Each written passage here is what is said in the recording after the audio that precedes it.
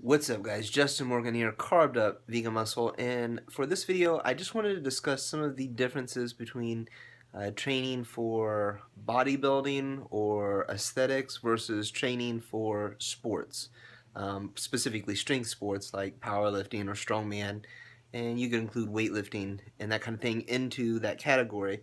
And there are some fairly notable training differences. One being that the most obvious being that for a strength sport, you have to actually train the competition lifts in a way that allows you to maximize your performance in those lifts. Whereas for bodybuilding, there is no lift that you have to do. There is no performance element to bodybuilding in terms of your ability to maximize the amount of lift you can do. That's not to say that performance isn't a part of it, because obviously it is. They have to be able to do things like flex and hold a given pose for quite a long time, and there isn't a performance element to that. But in terms of the sport itself, they're being judged based on the way they look, not on the way they perform. So, and that will come up in training. Now, I recently, as part of the Carved Up Gladiators Arena, I added an element of bodybuilding to it because one of the members contacted me and said, "Hey, I'm really not interested in competing in powerlifting. He's into wrestling and he kind of he's mostly just worried about looking good. So he is saying, is there something different that I could do for my training?" And I really had to step back because I've never really written a specifically bodybuilding program. And what I found that it was actually quite a bit easier. I didn't really have to think about, training the lifts or training alternatives to the lifts. I really just had to think about the aspects of training specifically for muscle growth, and that was it. So one of the key differences was that, number one, he really didn't need to do the bench press quite so often. In fact, there was no barbell bench pressing at all in the program that I wrote. I put in dips, I put in a lot of overhead pressing, I put in a dumbbell bench press, and I think I put in incline bench press, and those were all on separate days.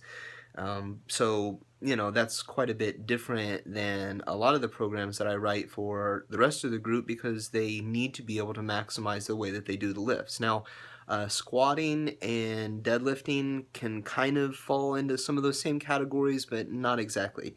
There really is no way to replace squatting and deadlifting.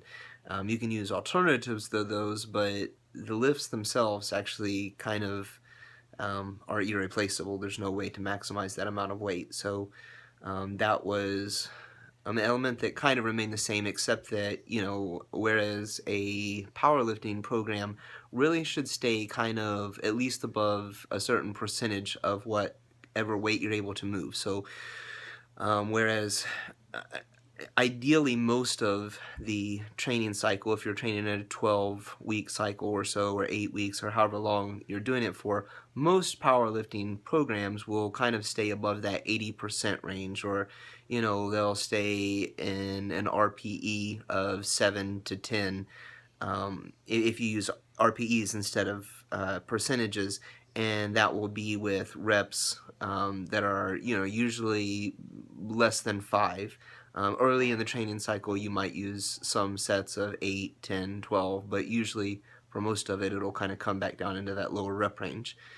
Now, for bodybuilding, though, you don't really need to think about your technique in terms of being able to do the lift. Obviously, you need to use good technique so you don't get injured and that kind of thing.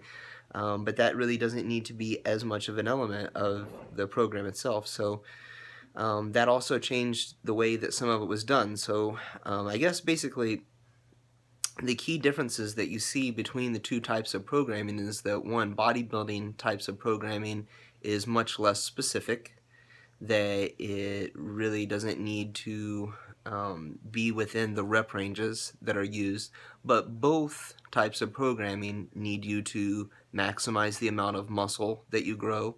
So powerlifting training, generally you'll need to do more sets for both technique practice and for being able to accumulate a similar amount of volume, and really that's some of the key differences. That's about it. So hopefully you guys found that informative. If you guys have any specific kind of things that you would like to see videos on, or the topics that you would like me to cover, please post them in the comment section below. Remember to like, share, subscribe, do all that kind of things. And I appreciate you guys watching. Take it easy, and I'll talk to you in the next video.